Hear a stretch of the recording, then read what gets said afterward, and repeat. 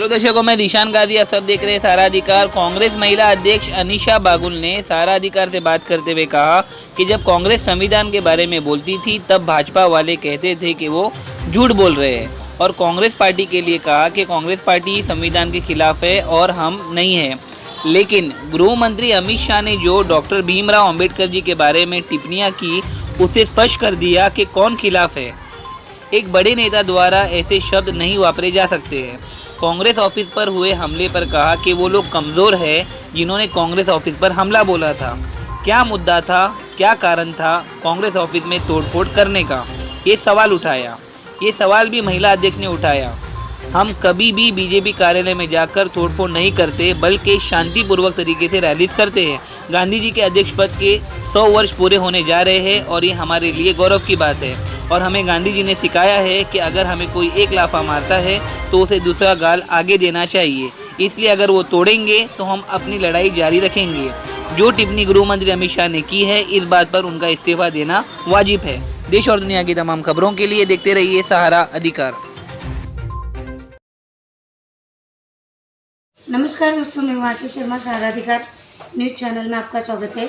जैसे कि देश दुनिया की बड़ी से बड़ी खबर हमारे चैनल में दिखाई जा रही है। एकदम एक्टिव पर्सन जो हमारी मुंबई महिला अध्यक्ष जी है, मैडम नमस्कार। आपने जनता के हित में काफ़ी काम किए। कांग्रेस में रह के आपने काफ़ी लगन और दिल से लोगों के बीच रह के इतने अच्छे काम किए। लेकिन ये जो अभी घटना हुई थी हाल ही में, जो कांग्रेस ऑफिस में जो तोड़फोड़ हुई थी, उसके बारे में हमारी जनता को क्या कहना चाहोगी? देखिए, पहले तो जैसे आपने कहा कि मैं बहुत साल से लोगों के प्रतिनिधि में मैं लोगों तक जाती हूँ। अभी आप मुझे बताइए, जैसे आपने इलेक्शन के वक्त देखा था जब आम मतदार की इलेक्शन चल रही थी, संविधान के खिलाफ वो लोग है करके जो मुद्दे हम बोलते थे, उन्होंने कहा कि ये लोग झूठ बोल रहे हैं, ये संविधान के खिलाफ है, हम नहीं। वो स्पष्ट कर दिया अमित शाह जी ने पार्लियामेंट में, ये बोल के अम्बेडकर के जी के लिए जो टिप्पणी और उन्होंने जो शब्द वापरे हैं, वो मुझे नहीं लगता एक बड़े नेता के द्वारा ये होना चाहिए। आप कमज़ोर हैं, इसीलिए आपने कांग्रेस ऑफिस को तोड़ने की हरकत की। कांग्रेस ऑफिस को तोड़ने का मुद्दा ही क्या था और कारण क्या था? हम आपके कार्यालय में कभी आते हैं? हम आपके कार्यालय के बाहर खड़े रह के मोर्चा करके, हम हमारा मोर्चा वहाँ पे समाप्त करके हम आए, कभी हमने ये तोड़फोड़ की नहीं। क्योंकि हमारे जो वरिष्ठ नेता लोगों ने और जो गांधी जी, जिनके अभी मैंने सुना है कि 26 तारीख को उनको 100 वर्ष पूरे होंगे अध्यक्ष पद के लिए, वो हमारे लिए बहुत गौरव की बात है और वो दिन हम लोग बहुत अच्छी तरह उसको मनाएंगे भी। लेकिन उन्होंने हमें क्या है कि किसी ने एक लाफा मारा तो दूसरा गाल भी दीजिए, इसीलिए हमने वो उस दिन भी आपको कहा था, वो तोड़ेंगे हम लड़ेंगे, लेकिन हम चुप नहीं बैठेंगे। इसीलिए आज महिला कांग्रेस ने शांतिपूर्वक हमने मोर्चा लिया अमित शाह के खिलाफ, और मुझे लगता है उनका इस्तीफ़ा देना इस बात पे ये वाजिब है और उन्होंने ये इस्तीफ़ा देना चाहिए। जिस तरह विधानसभा चुनाव करीब था, ईवीएम का काफ़ी घोटाला हुआ, जिसके कारण इन लोगों ने दिखाए थे लाड़की बहन योजना को लेके, और वो सब छलावा था, तो इसके बारे में क्या कहना चाहोगी? अच्छा मुद्दा आपने लिया। कल आपने सीतारमनिया जी को देखा होगा, कैरेमल पॉपकॉर्न पे 28% जीएसटी, यानी आप बच्चे के खाने पे 28% जीएसटी लगा रहे हो। क्यों? क्योंकि आप लोगों को लाड़की बहन को कहीं ना कहीं सपोर्ट करके उसको देना है, यानी पैसे तो आप जनता के ही दे रहे। ये जीएसटी का जो आप भार लोगों पे डाल रहे हैं, आपने देखा होगा जो हम लोग गाड़ियाँ खरीदते थे तभी भी हम जीएसटी भरते हैं।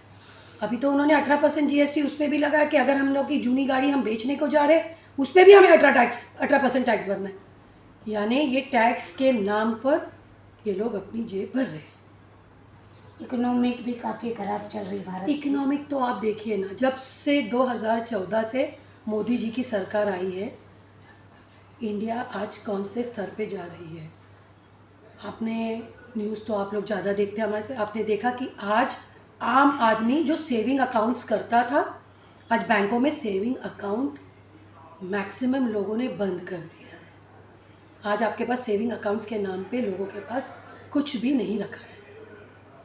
तो ये जो सरकार है वो गरीब भी लोगों के लिए नहीं, ये सिर्फ और सिर्फ अडानी अंबानी इनके लिए बनी हुई है और उन्हीं को वो सपोर्ट कर रही है। सांसद में बहुत से मुद्दे उठे थे कफन के ऊपर भी जीएसटी लगा दी गई, इसके बारे में क्या कहना चाहोगे? अभी आप तो देख लीजिए, कफन पे तो पहले ही जीएसटी लगा दिया, बच्चों के खाने पे आ गए, अब थोड़े दिन में और आ जाएंगे। जैसे आपने देखा कि अभी साले शिक्षा मंत्री जस्ट बने नहीं हैं, उन्होंने नया मुद्दा लेकर आए कि अभी 5वीं कक्षा और 8वीं कक्षा ये दो जो है जो डायरेक्ट जा रहे थे आगे के वर्ग में, अब उनको वो उन्होंने ख़त्म कर दिया, रद्द कर दिया उस चीज़ को। अब उनको एग्ज़ाम देना है 5वीं का भी और 8वीं का। हमें बच्चों को आगे बढ़ाना ही है, उनको पीछे लाना है। आज उन्होंने, कल मैं न्यूज़ में बताया, हमने 71,000 लोगों को नौकरी के पत्र दिए। कहाँ दिए, किसको दिए, ये तो बताइए। तो ये तो सब जुमलेबाजी उनकी जिस चली तरह गई। प्रधानमंत्री जी कह रहे थे विदेश से काला धन लाएंगे, लेकिन वो धन का तो पता ही नहीं चला और जो भारत के धन थे वो भी गायब हो गए, उसके बारे में क्या कहना चाहोगे? देखिए, उन्होंने तो बोला था कि हम तो स्विस बैंक से ये लाएंगे, इनके है उनके है, लेकिन सबसे बड़ा वॉशिंग पाउडर का मशीन उन्होंने अपने ही बीजेपी में रखा है। जो यहाँ पे उन्होंने जिसके ऊपर भी उंगली रख रहे हैं वो उनके यहाँ जाके मशीन में घूम के वो उनके पदाधिकारी बन रहे, इलेक्शन लड़े। अजीत पवार जी का ही देखिए, जो उनके प्रॉपर्टीज़ उनके वाइफ और बेटे के नाम पे थी, जो सीज थी उसको रिलीज़ कर दिया उन्होंने। तो ये तो उन लोगों ने बस ज़बरदस्त वॉशिंग मशीन की कंपनी खोल के रखी हुई है। मैडम, महिला सुरक्षित नहीं है। महाराष्ट्र में काफ़ी क्राइम बढ़ चुके हैं, बहुत से हादसे हो चुके हैं, कितने मर्डर भी हो चुके हैं, लॉ एंड ऑर्डर भी बराबर नहीं है मेरे ख्याल से। तो आप किस तरह मुंबई में रह के महिलाओं को सुरक्षा देगी? देखिए, जैसे आपने देखा होगा, हमारी अखिल भारतीय महिला कांग्रेस की अध्यक्ष अलका लांबा जी जहाँ जहाँ ये घटना घट रही है वहाँ पे हथरस बोलिए सब जगह वो पहुँच रही है और महिलाओं के लिए आवाज़ उठा रही है, लोगों रास्ते पे प्रदर्शन कर रही है। आज हम लोग जब वो यहाँ पे मुंबई में आई थी जुलाई 14 को एग्जीक्यूटिव मीटिंग में, उनको पता चला बदलापुर में ये हादसा हुआ, हम दोनों अध्यक्ष को लेकर, हम लोग को लेकर वो बदलापुर पहुँची। बदलापुर में उनके परिवार को मिली और उन परिवार वाले लोग ने उन्हें बताया कि उनकी सिस्टर, जो उनकी बहन ने बताया कि मेरी बहन कभी घर से बाहर नहीं जाने वाली, she was tortured by the family. तो ये सब चीज़ें, उसके बाद इतना बड़ा एक्शन होने के बाद 3 बच्चों के हो गए। बदलापुर में आपने देखा, उनको तो फांसी की सज़ा दे दी, बोल दिया, बराबर है। उसी बाद में तो 3 नाबालिगों का बलात्कार हुआ। तो ये सरकार कुछ बात की सुरक्षा दे रही है। लाड़की बहन लेके, मुझे ये भी नहीं समझ रहा है कि महिलाएं लाड़की बहन के पैसे लेके उनको बोल रही है कि हमें लाड़की बहन के पैसे मिले। मैं उन महिलाओं से पूछना चाहती हूँ कि महिला की सुरक्षा के बारे में क्यों नहीं पूछ रहे हो? लीजिए, आप लीजिए लाड़की बहन का पैसा, लेकिन वो बात भी पूछिए कि आप हमें लाड़की बहन बोल रहे हो तो हमारी सुरक्षा क्या है। पहले आप जानते थे रात को लेट भी हो गया, लड़कियां कॉलेज ऑफिस से जाती थी, महिलाएं कहीं भी लेट होती थी, वो सुरक्षित अपने घर जाती थी। आज आप बताइए, अगर एक 60-70 बरस की भी लेडी रहेगी, वो भी रात को कहीं निकलने के लिए कोशिश करती, वो भी आज डरती है बाहर जाने को। इसका कारण क्या है कि महिला असुरक्षित है इस देश में अपने, सिर्फ मुंबई महाराष्ट्र में नहीं, पूरे देश में। आज मणिपुर के इतना बड़ा कारण ये हुआ है, मोदी जी वहाँ पहुँचे, अमित शाह जी गए, नहीं गए। वेस्ट बंगाल में हुआ, वहाँ पे गए, नहीं गए। तो कर क्या रहे हैं ये इतने बड़े पौधे पे बैठकर? एक है हमारे प्राइम मिनिस्टर, एक है हमारे होम मिनिस्टर, ये सिर्फ फॉरेन का दौरा कर रहे, क्वेट से अवार्ड्स ले रहे, लेकिन महिलाओं की सुरक्षा के बारे में कब मुंह खोलेंगे? वर्षाताई गायकवाड़ जी और आपके नेतृत्व में महिला कार्यकर्ता को काफ़ी प्रेरणा मिलती है और बहुत ही मन से, लगाव से कोई भी काम में सबसे ज़्यादा सक्सेस रहती है।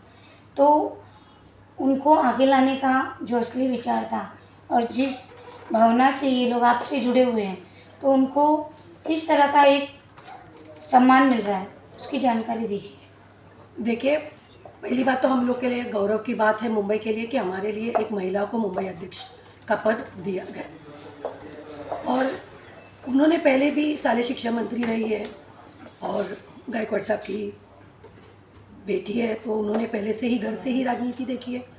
उनके पास बहुत लोग जाते हैं, आते हैं, तो उन्होंने उस छोटेपन से उन्होंने राजनीति क्या होती है और पब्लिक में लोगों में कैसे रहना चाहिए वो उन्होंने, और जब से वो अध्यक्ष बनी है उन्होंने सबको लेकर उन्होंने काम किया है।